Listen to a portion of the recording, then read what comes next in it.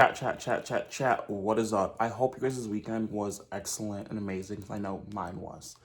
But it's back to learning. Let's do this. Alright, as you guys can see, today we're going to go ahead and be discussing LGBTQ plus support in schools, reality versus perception. And yeah, so you guys can see my little markers here. Originally was supposed to be shot as a podcast with a one-on-one with one of my best friends slash roommate, but she never showed up back home. So it's gonna just be us today. But it'll be good though. I think it'll be great. I'm gonna still probably go ahead and include some of her viewpoints just because I think it'll pretty much be valuable to this presentation. But yeah, let's do this chat. And we back. Alright, I had to take off the glasses and sit down. I was just not comfortable. But yeah, let's go ahead and get into this, guys.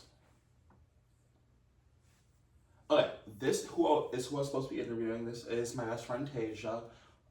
She is 30. She has lived in Wisconsin for a majority of her life, Madison, Wisconsin. She grew up in a predominantly black household, and I think it's important to say that much because I think that black people do have this kind of different outlooks on LGBTQ plus rights and stuff that kind of goes on in that community versus other communities, if that makes sense. So, like in the black household, like, because I'm black, of course, when I grew up in, my mom really never talked about gay people or anything of that matter, just because it really wasn't something that my household really just focused on. Even though, don't get me wrong, it was still happening in the community, in the world, but like it wasn't something that we just talked about as much. But yeah. So I think that maybe that's why her opinions are what they are. I wish she would have been here so you guys can kind of hear what she had to say about everything. But yeah, this was supposed to be interviewing, and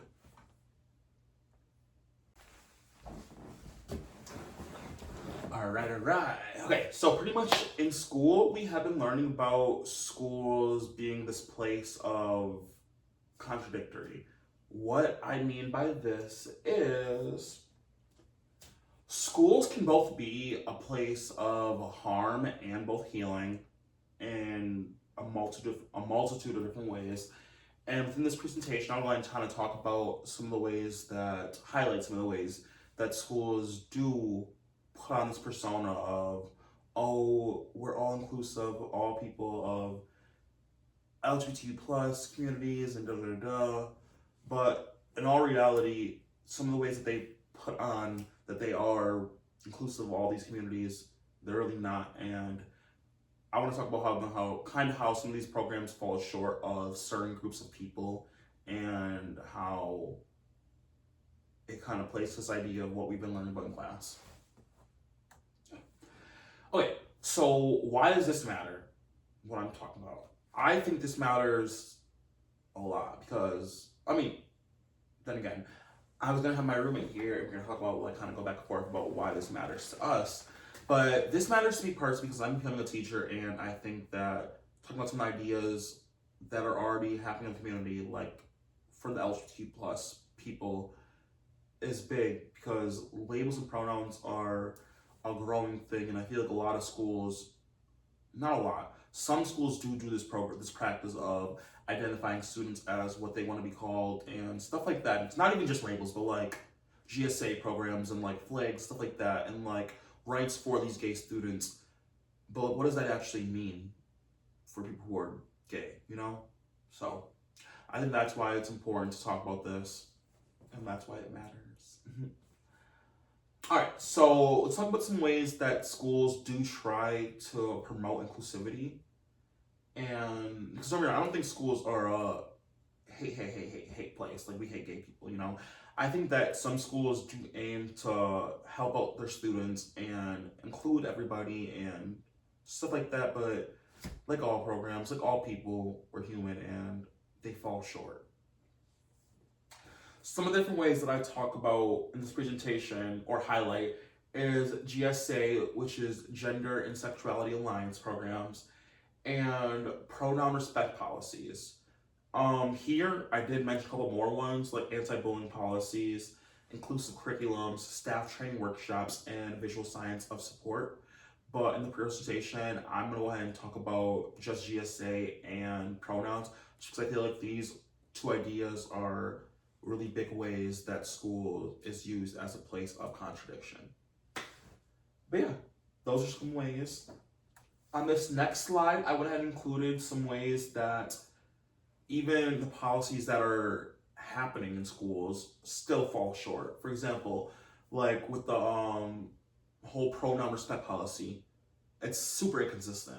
Like some teachers don't adhere to it, or they just will forget, or just still misgender people. And how can we have these policies if not everybody's like in on it? You know, if that makes sense. So yeah, with the GSA support or whatever, or the GSA, the gender and sexuality alliances, it's token support. And what I mean by that is, I'm gonna touch on it a lot more, is I don't think it's for everybody. I think it's for just certain groups of people. And yeah, if you want to, Michelle, you can go ahead and still feel free to like look at some of the other ways that I mentioned that schools do promote this inclusivity, and some ways that it kind of like contradicts them, if that makes sense. Yeah, so this first section we're going to talk about is pronouns in schools. So this has been a really big topic, especially in today's society, because a lot of students are not just being he, him, she, her. They're they, them, they're all types and other stuff, you know? And in this presentation, I was going to talk with my friend, by the way, so I'm going to keep on bringing that up because I think a lot of these slides still are kind of aimed for when I was going to talk to her. For example, I put in this one, inclusivity practices. Are they embracing pronouns, or are we taking it too far? So I found a slide or article actually that talked about a girl that was wanting to be gendered as a cat, and it became such a big thing that it got talked about here. And I think this happened in the UK, or not think, I know. This happened in the UK. One girl identified as a cat allegedly, and it got blown out of proportion and became nationwide news. And my friend heard about this or something, and she was just like all like, oh my God, I can't believe they're identifying as cats now, da da da da. Like, this is going way out of hand. And I want to go ahead and kind of just myth bust this whole thing and just like let her know, like, this is not what's happening. Like, this is not what's happening. And why we do use pronouns and stuff like that, because I think what it comes down to is we're not using these pronouns for just sort of you want to use it. We're using it for the support and the respect of this child and the student, because they don't feel like they don't feel good in their skin. And if they identify as she, her, they, them, why is that our business to tell them that we can't, you know? So yeah, this is pretty much this. So I'm going to skip a couple of these next couple slides because it just talks about some of the myth busts of like this whole people identifying as cat situation. Not situation. People identifying as cats topic. This is an article I looked at that kind of just showed some information on this, and so I'm gonna just kind of like let her know, like, hey girl, this is not what's happening for real in the world. Like, I don't know who told you this, but don't use clickbait, or stop reading clickbait. And this next one though talks about what actually goes on in schools and why we use these pronouns and why we label students the way we do. Because there's a reason behind everything, like anything, there's a reason behind everything. Does that make sense? There's a reason behind everything, like there is in anything.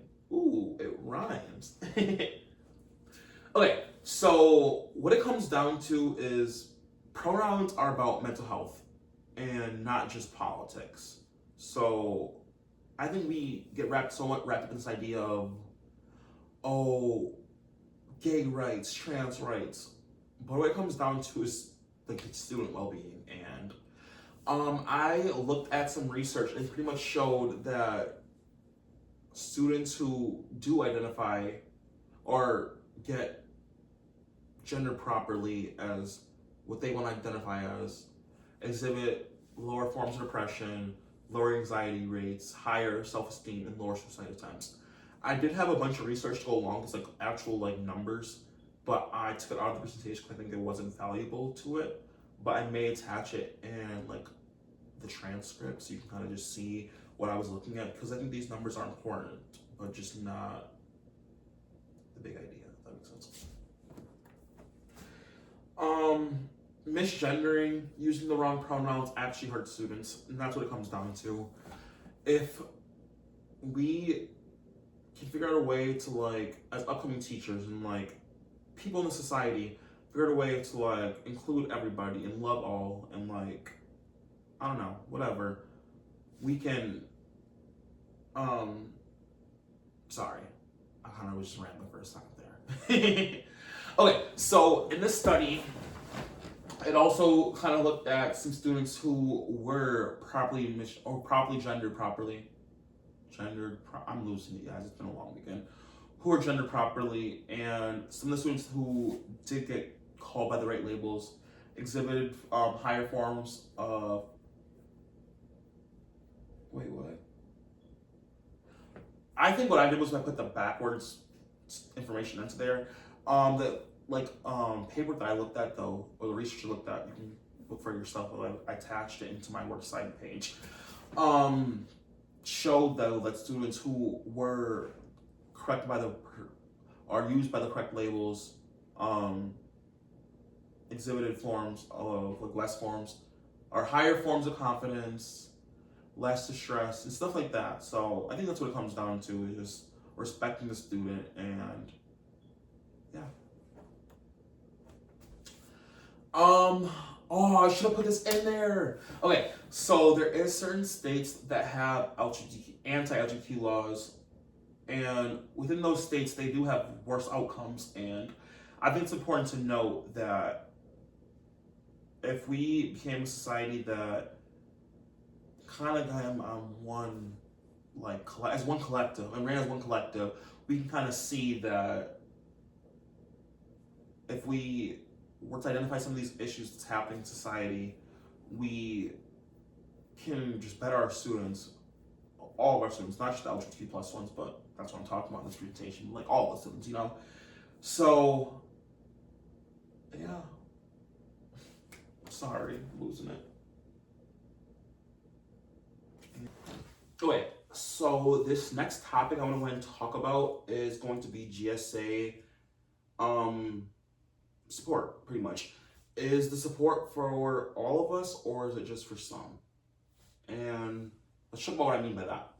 Okay, so I think GSA is a program that is really an example of what I'm going to talk about. So I think GSA pretty much puts on this like front, not really front, I wouldn't say that, but puts on this perception that they are including of all. They talk about all your experiences that everybody might face if you're gay and da-da-da-da.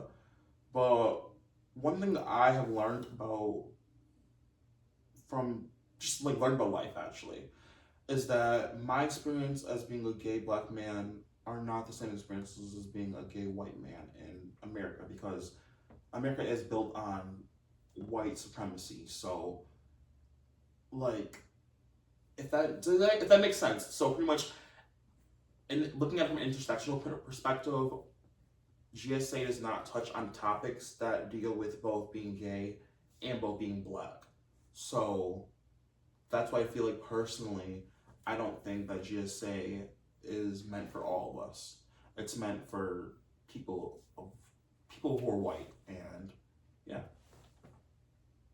And that's the reality.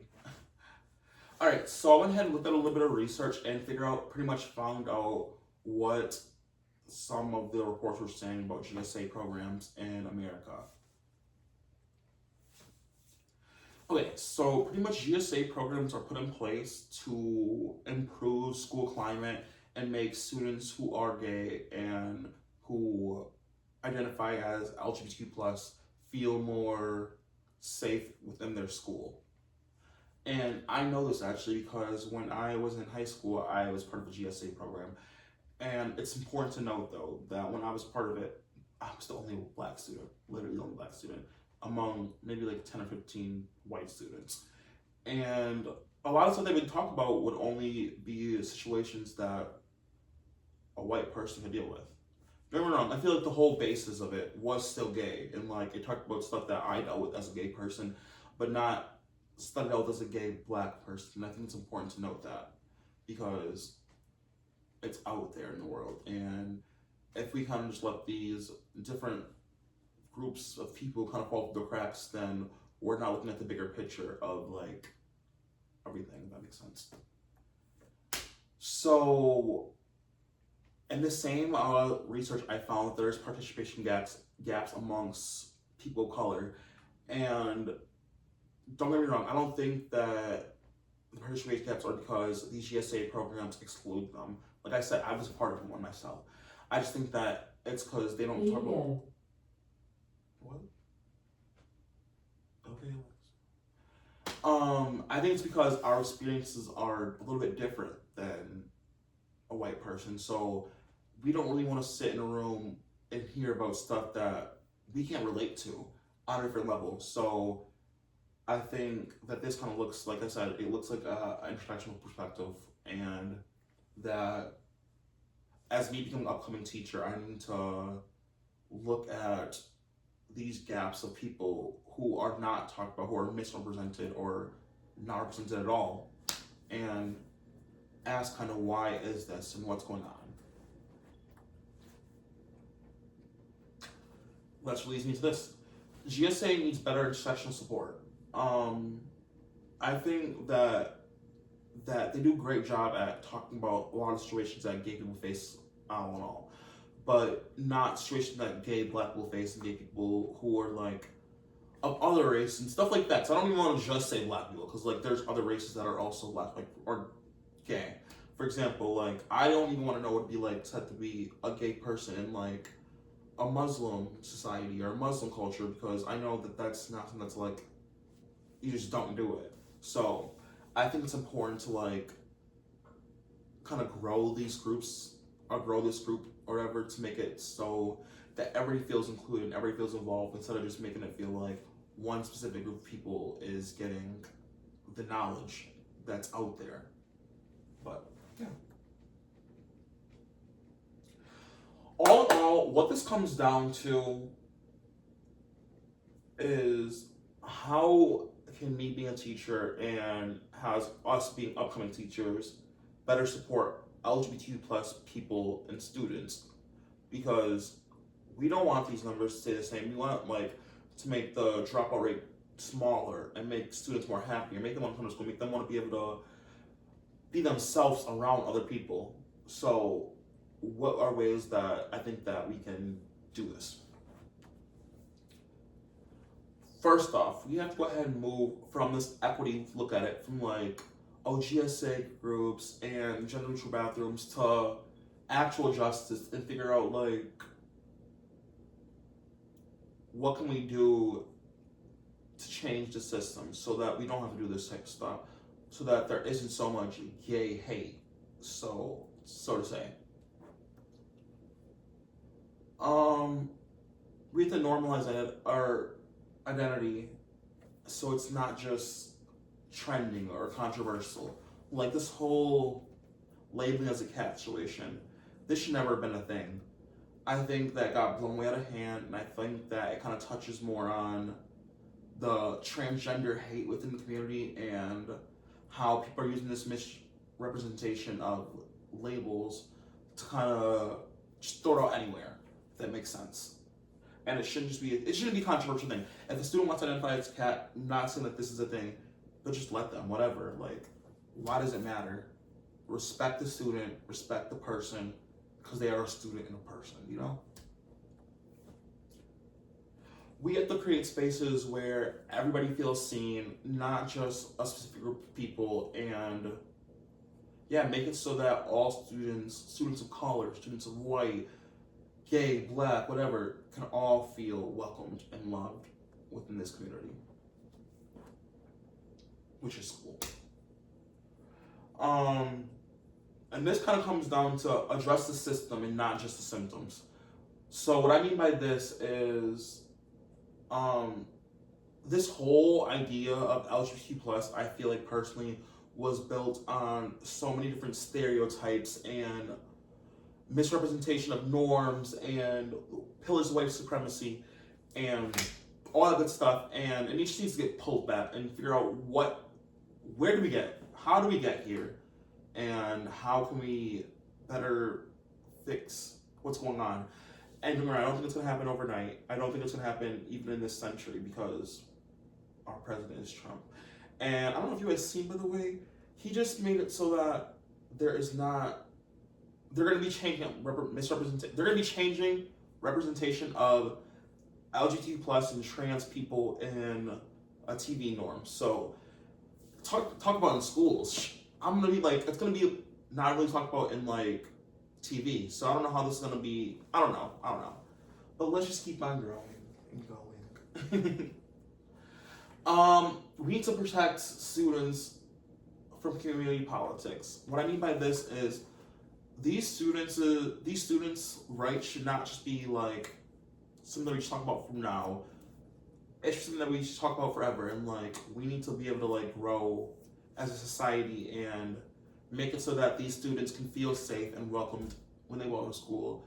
And that starts with us personally. Like, I know, don't get me wrong, I don't know if we can change whole curriculum, change like everything, but I think that as us becoming upcoming teachers, we have to realize that this stuff is going on, and what can we do to like help it, so that there isn't such a big gap between gay people's learning and straight people's learning. Because what it comes down to is these are all students, and we care about all of you guys. Yeah, that's my presentation, guys. Thanks for watching. Sorry it was a little bit messy. Like I said, it was supposed to be shot as a one-on-one interview with me and my roommate, but I had to rework it. But I think I did good. And yeah, tune in next time.